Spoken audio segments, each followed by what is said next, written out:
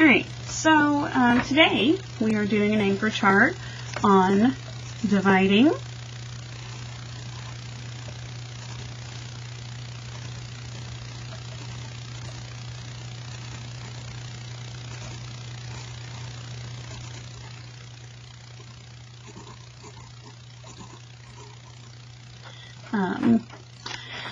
with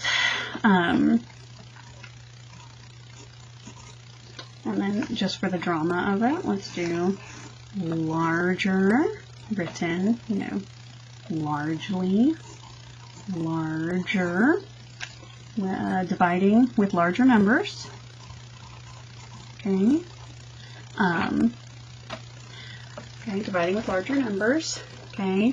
And this is going to be the single digit dividend version. Single digit divisor. Okay, I knew I said that wrong. Single digit divisor. And just so you know, because this vocabulary is good stuff, in your standard division problem, let's say we've got a 12 divided by 3 and 12 divided by 3 equals 4. Okay, so let's go ahead and label this stuff. Okay, the 3 in this case is your divisor. Okay, the 12 is the dividend, and the 4 is the quotient. Okay, so the quotient is the answer to the division problem. The dividend is the number that's going to be broken up, and the divisor is the number of times the dividend is being broken up. Okay, so now that we've got that vocabulary down, let's do our actual sample problem.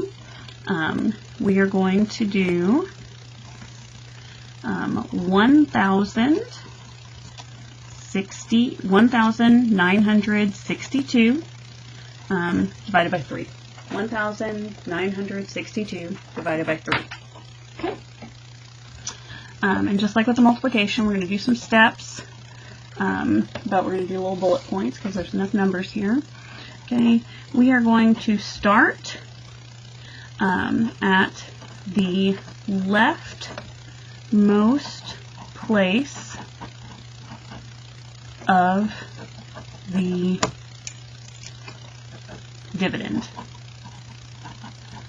Okay, so we're starting with the 1. Okay, will 3 go into 1 and give me a whole number?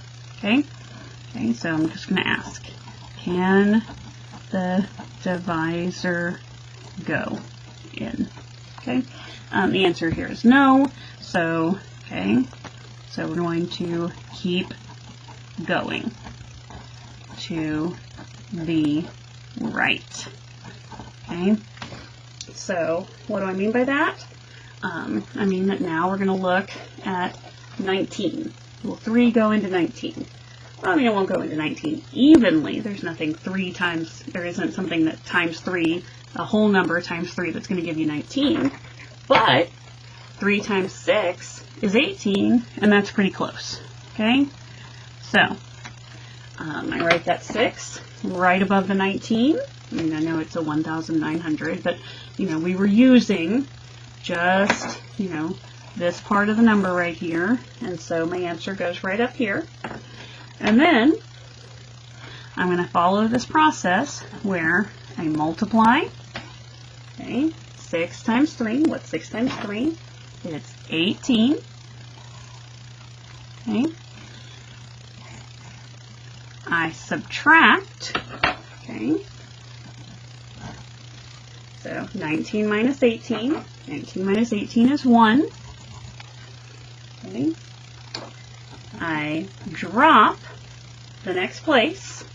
Okay. I'm going to drop that 6. Okay. And then I'm going to divide again. Okay. So does 3 go into 16?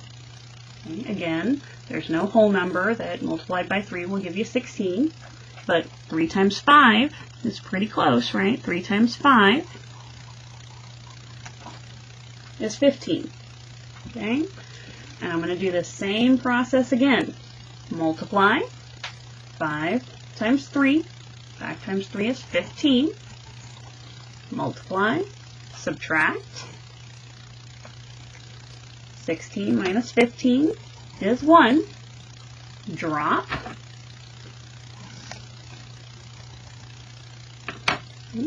Dropping the 2 down. And then I'm dividing again. Will 3 go into 12? Well, absolutely. It goes in there nice and evenly. 3 times 4 equals 12. Okay? So, my answer to 1,962 divided by 3 is 654. Okay? And the only way to seriously check that is to just use the inverse operation. Use multiplication. 3 times 4 is 12. 3 times 5 is 15, plus 1 is 16. 3 times 6, 18, plus 1 is 19. Okay. 1,962, 1,962. Okay, so I have now checked with multiplication. Check. With multiplication.